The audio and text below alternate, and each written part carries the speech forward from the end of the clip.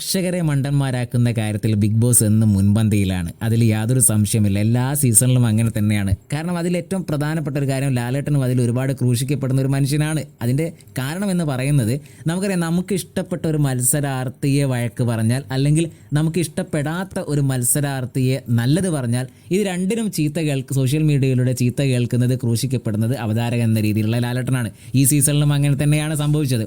പക്ഷേ ഇന്നലെ ലാലേട്ടൻ പറഞ്ഞ ഒരു പച്ചക്കള്ളം ഇന്ന് എന്താണ് യാഥാർത്ഥ്യം എന്നായി മാറുകയാണ്.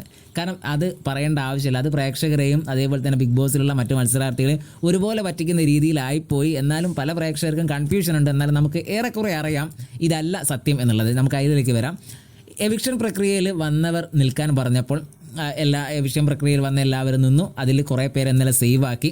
അതിൽ റസ്മിനോട് സംസാരിക്കുന്നുണ്ട്, നോറയോട് സംസാരിക്കുന്നുണ്ട്, അൻസിബിയോട് സംസാരിക്കുന്നുണ്ട്. ഇവരൊക്കെ സേവായി അവിടെ ഇരിക്കുന്നുണ്ട്. ശേഷം ലാസ്റ്റ് ജാസ്മിനോടും അതേപോലെ തന്നെ ജിൻഡോയോടും സംസാരിക്കുന്നു. നിങ്ങൾ രണ്ടും സേവ് അല്ല എന്ന് പറഞ്ഞ് ലാലേട്ടൻ പോകുന്നു. ഒരുപക്ഷെ അവർക്കിടയിൽ, മത്സരാർത്ഥികൾക്കിടയിൽ ഒരു കൺഫ്യൂഷൻ ഉണ്ടാവും, പ്രേക്ഷകർക്കിടയിൽ ഒരു കൺഫ്യൂഷൻ ഉണ്ടാവും. കാരണം സോഷ്യൽ മീഡിയയിൽ ഏറ്റവും ചർച്ചയായി മാറുന്നത്, ബിഗ് ബോസിൻ്റെ പേജുകളിലൊക്കെ ചർച്ചയായി മാറുന്നത് ഈ ജിൻഡോ, ജാസ്മിൻ ഇവരൊക്കെ തന്നെയാണ്. അപ്പോൾ അതുകൊണ്ട് തന്നെയാണ് ഇവർ സേവ് അല്ല എന്ന് പറഞ്ഞു പോകുമ്പോൾ അത് വലിയൊരു ചർച്ചയാവും എന്നുള്ളത് ബിഗ് ബോസിൻ്റെ അണിയർ പ്രവർത്തകർക്ക് അറിയാവുന്ന കാര്യം തന്നെയാണ്. അതുകൊണ്ടാണ് ലാലേട്ടൻ കൊണ്ട് അങ്ങനെ പറയിപ്പിച്ച് പോയതും. അതിന് ലാലേട്ടൻ കുറേ ചീത്ത കേൾക്കുകയും ചെയ്തു സോഷ്യൽ മീഡിയയിലൂടെ. എന്തായാലും ബിഗ് ബോസിൽ നിന്ന് ഈ ആഴ്ച പുറത്ത് പോകുന്ന മത്സരാർത്ഥി ഇവർ രണ്ടുപേരുമല്ല, അഭിഷേകാണ് ഈ ആഴ്ച പുറത്തേക്ക് പോകുന്നത് എന്നുള്ള വാർത്തയാണ് ഇപ്പോൾ പുറത്ത് വരുന്നത്. അപ്പോൾ പ്രേക്ഷകരെ മണ്ടന്മാരാക്കി ഇന്നലെ പറ്റിച്ചു എന്നുള്ളതിന് ഇന്ന് സത്യം പുറത്തേക്ക് വരികയാണ്.